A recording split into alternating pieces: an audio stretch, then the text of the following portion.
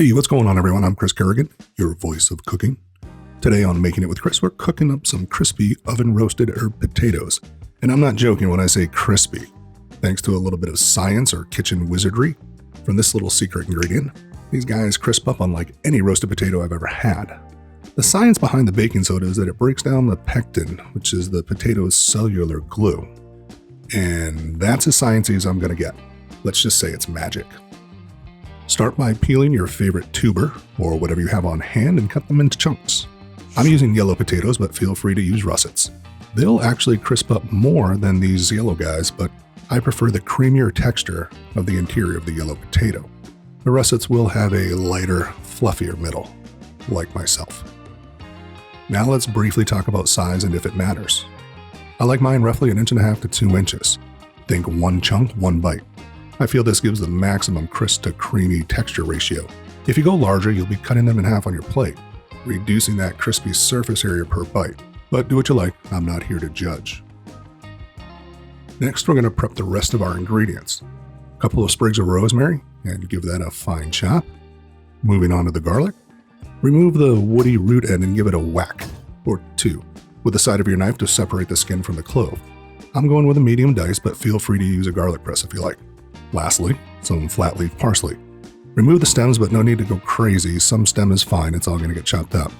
Give that a nice little choppity chop chop, like so, and there you have it, our ingredients. Now let's get to cooking. We're going to start by making an infused olive oil with the rosemary and garlic. If we roasted the potatoes with them, the garlic and rosemary would burn in the oven. So into a skillet goes a few tablespoons of olive oil, recipe below with actual amounts. Heat that over medium heat and add your rosemary. I like to add the rosemary first and the garlic second. If the oil is too hot, you'll burn the garlic instantly. This way you can get a feel for the temp of the oil. Alright, so we've got the garlic in there and we cook stirring occasionally until the garlic just turns golden brown. Then pull that and strain that through a wire strainer into a bowl and keep those tasty bits. We're definitely going to be using those at the end. So we brought 2 liters of water to a boil, and to that we're adding 2 tablespoons of salt and half a teaspoon of that magical ingredient. And in go the potatoes, stirring occasionally until the knife slides easily into the middle.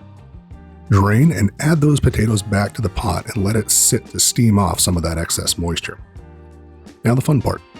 Add the potatoes to the bowl with the infused olive oil. Give them a good shake and a toss. No need to be gentle, we're trying to rough these guys up. You're wanting a mashed potato-like coating to form on the chunks. That's what's going to help give you that crispiness we're going for. On a foil-lined rim baking sheet they go. Try to spread them out so there's a little breathing room between the potatoes.